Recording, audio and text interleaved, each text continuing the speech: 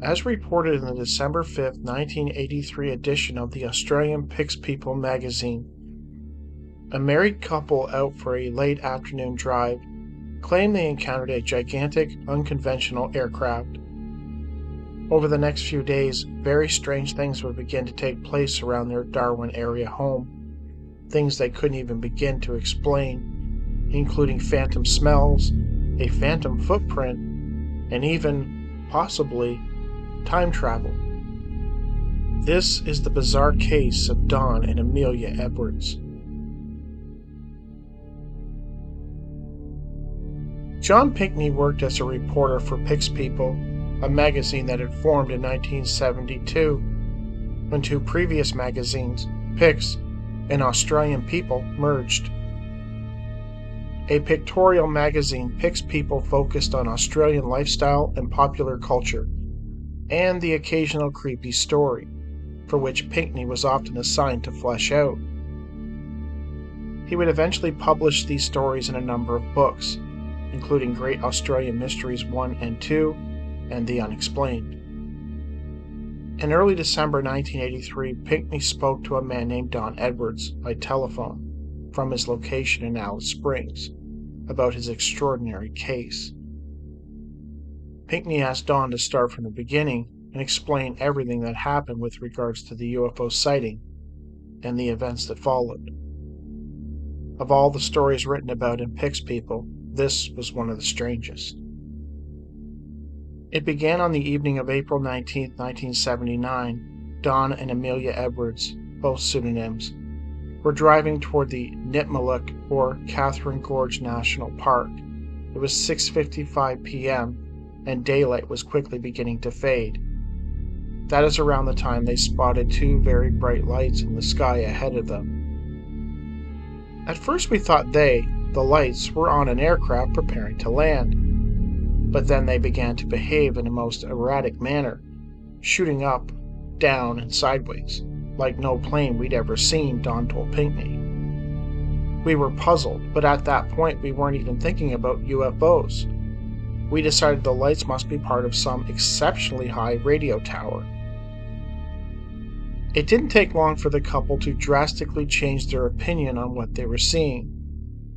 As we drove up the long straight incline toward Maud Creek Bridge, we saw what seemed to be a brilliantly lit platform floating about 100 meters above the ground. It was huge, about 70 meters long and 20 meters wide.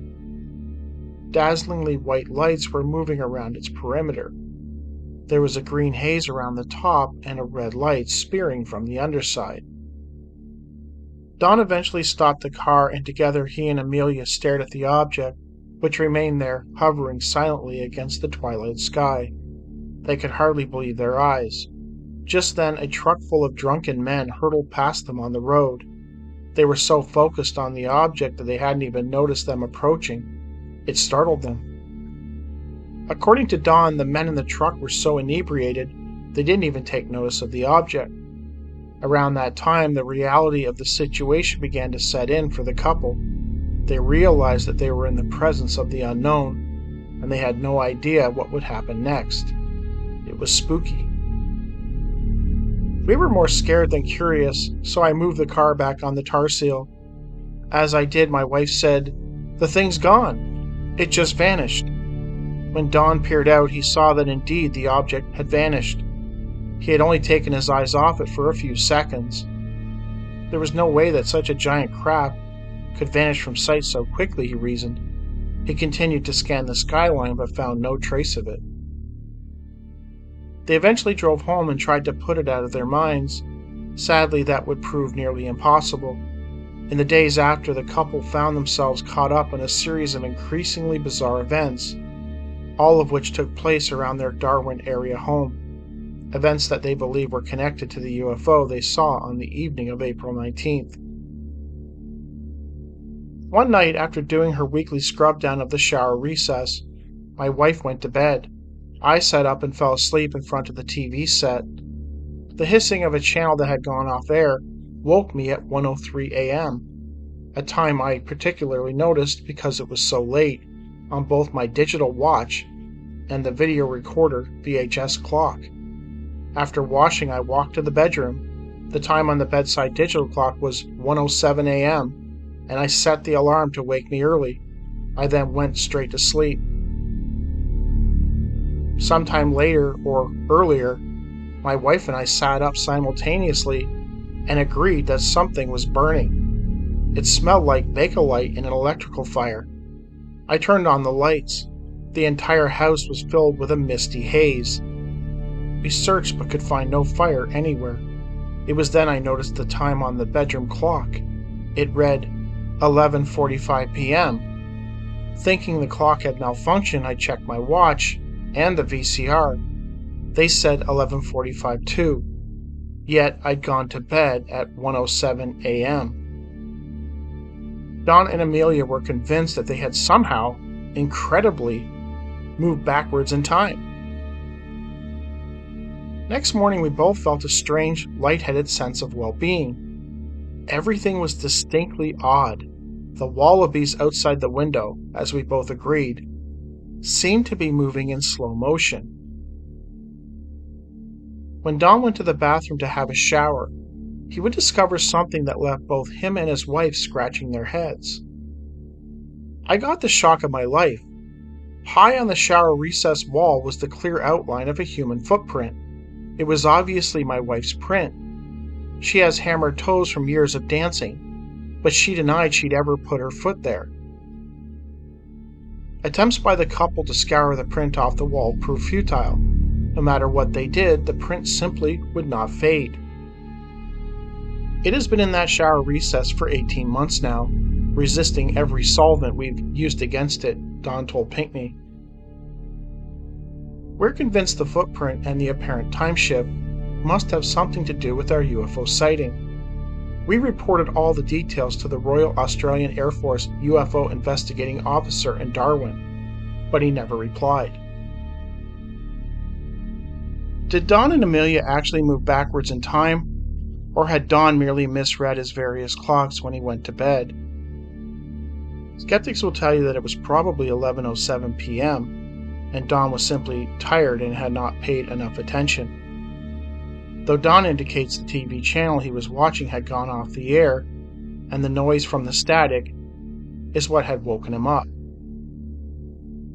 Typically in the 60s, 70s, and 80s, channels would go off the air in the early morning hours, not at 11 p.m., which was typically when the late-night talk shows would air. It might have happened, but it was very rare. As well, Don indicates that he had set his alarm, which means he had to have held the clock in his hand. It's not very likely he would have set his alarm without being aware of the current time. What to make of the strange electrical fire smell and the misty haze observed by the couple upon waking? Despite checking their home, they could find nothing to indicate that a fire had happened in the home. It sounds to me like something else, something very strange happened that night. Is it possible that Don and Amelia had been visited in the night by strange beings, the occupants of the craft they had observed near Maud Creek Bridge, and they took them, only to bring them back? However, upon returning them, the beings possibly brought them back too early.